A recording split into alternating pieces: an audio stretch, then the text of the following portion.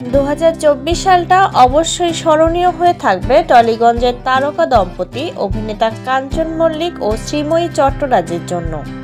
এই বছরে জীবনের নতুন পথ চলা শুরু করেছেন দুজন, সন্তানের মুখও দেখেছেন। চলতি বছরের সবচেয়ে বড় চ্যালেঞ্জ কি ছিল কাঞ্চন মল্লিকের কাছে? ভারতীয় সংবাদ মাধ্যমের কাছে এই প্রশ্নটা শুনেই হেসে ফেললেন কাঞ্চন। বললেন, আমার তো জীবনটাই চ্যালেঞ্জ। কাঞ্চন বলেছেন, অবশ্য প্রত্যেকের জীবনই চ্যালেঞ্জ, সবটাই চ্যালেঞ্জ। তবে আমার কোথাও মনে হয়েছে মাথা উঁচু করে নিজের মতো করে নিজের পছন্দের সঙ্গীকে সঙ্গে করে বাঁচব, সেটাই ছিল আমাদের 2024-এর চ্যালেঞ্জ।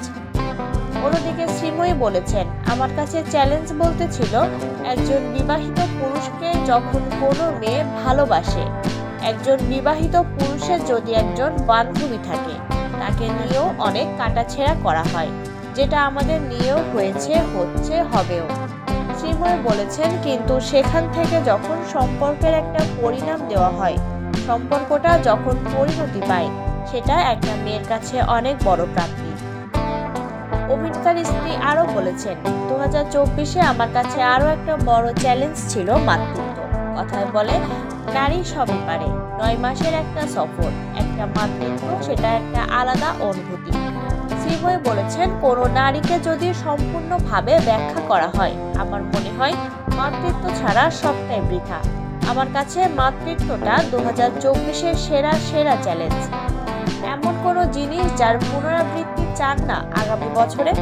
কাঞ্চনকে উত্তর দিতে না দিয়েই শ্রীময়ী বলে উঠলেন, এত ট্রোল, এত মিম। কাঞ্চনের পা সরু করে তাকে তীর চিহ্ন দিয়ে দেওয়া। কাঞ্চন কেন নিয়ন গ্রিন প্যান্ট পরেছে, এগুলো আর দেখতে চাই না, এত তো দেখলাম, আর কেন?